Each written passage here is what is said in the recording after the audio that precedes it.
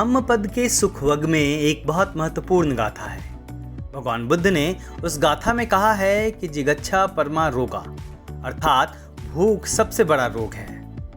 देश में जब कोरोना का संकट आया तो गरीबों के सामने यही भूख मुंह बाए खड़ा हो गया। मजदूरी बंद हो गई, कल कारखाने बंद हो गए, दिहाड़ी मजदूर, श्रमिक और गरीबों को अनाज के लाले पड़ गए। उनके बच्चे भूख से बिलबिलाने लगे। ऐसे में जिनके पास भी साधन था वो इन भूखे लोगों की मदद को सामने आए। जितनी मदद सरकार ने जरूरतमंद लोगों की, आम जनता ने भी एक दूसरे की मदद को हाथ आगे बढ़ाया।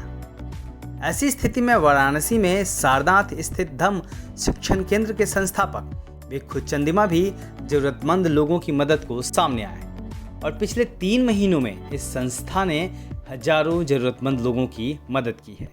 इधर सारनाथ वाराणसी के आसपास भी बहुत सारे जरूरतमंद परिवार हैं जिनसे मेरा संबंध है, संपर्क है।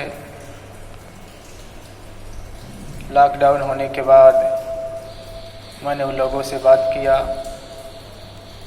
उनके समस्याओं को जानना चाहा, तो मन द्रवित हो गया और मैं सोचने लगा कि इन लोगों को कैसे मदद पहुंचाई जाए। हालांकि यह अकेले संभव नहीं था।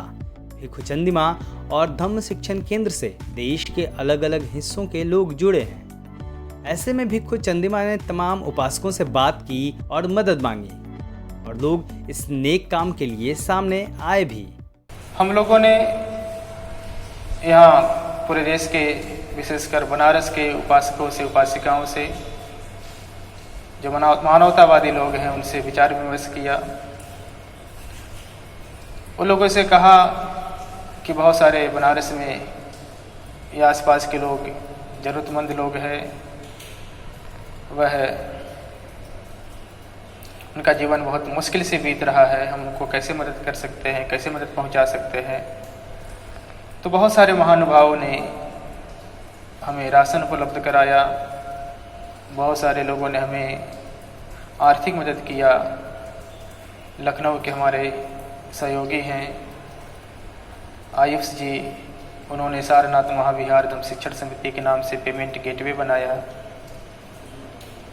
उस पेमेंट गेटवे को हमने बहुत सारे लोगों को फॉरवर्ड किया और उनसे अपील किया कि आप नेट बैंकिंग के माध्यम से, एटीएम के माध्यम से, पेटीएम के माध्यम से आप हमें आर्थिक मदद दें ताकि हम लोगों को मदद कर सकें।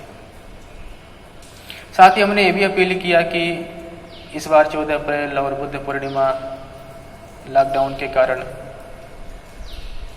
उस पर बहुत सारे कार्यक्रम जो हम लोग करते थे वो हो नहीं पाएंगे। इन समारोहों को संपन्न करने में जो संसाधन लगते थे, उन संसाधनों से जहाँ कहीं भी ज़रूरतमंद लोग हैं उनको मदद करनी चाहिए। लोगों ने इस बात को गंभीरता से लिया और अपने सीमित संसाधनों से उनको इकट्ठा कर करके बहुत सारे लोगों ने खाद्य सामग्री इकट्ठा करके लोगों को बांटा है। उपासकों का साथ मिलते ही सारनाथ के धम्म शिक्षण केंद्र में काम शुरू हो गया और यहाँ शिक्षा लेने वाले तमाम छात्र भिक्खु चंदिमा जी के निर्देश में लोगों की मदद में जुट गए। हफ्तों तक यह सिलसिला चलता रहा। आसपास के गांवों में जाकर जरूरतमंद लोगों को राहत सामग्री बांटी गई। जो विद्यार्थी अपने घरों से दूर थे और अभाव में थे, उन तक भी राहत पहुंचाई गई। हम लोगों ने बनते गढ़ों से भी, पूज्य भिक्खु संघ से भी आग्रह किया कि आप जहाँ पे भी हैं, आपके आसपास भी यदि कोई ज़रूरतमंद लोग है तो भूखा नहीं रहना चाहिए। उनके स्वास्थ्य का भी आपको देखरेख करना चाहिए। तो देश के बहुत सारे भिक्खु, सैकड़ों की संख्या में भिक्खु लोग उस अभियान में लग गए और आज तक लोगों ने हजारों परिवारों को संभाला है, उसको अपना संरक्षण दिया है। हम लोगों ने सारनाथ वाराणसी में बहुत सारे गांवों में जो श्रमिक हैं, किसान हैं, मजदूर हैं, प्रवासी हैं,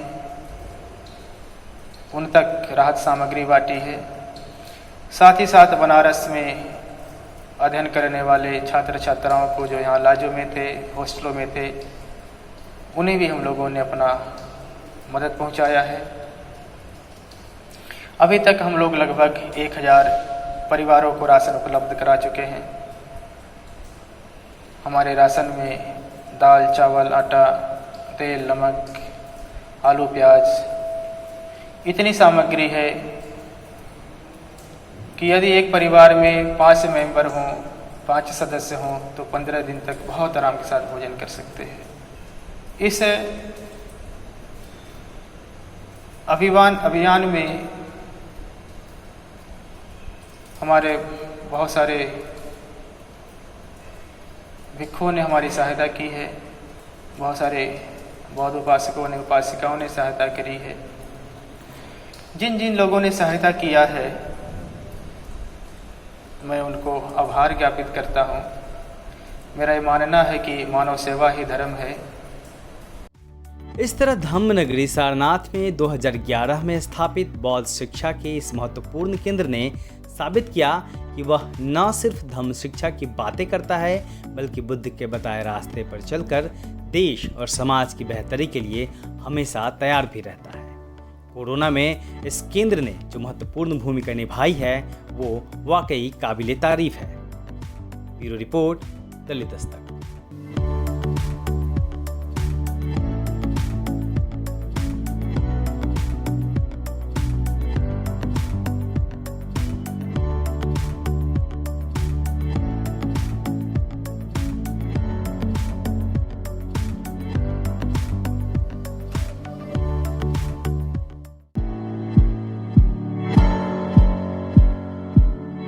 दलित दस्तक आपका अपना चैनल है। यह चैनल आपकी आवाज़ उठाने के लिए है। इसको जरूर सब्सक्राइब करें और अपने दोस्तों से भी करवाएं।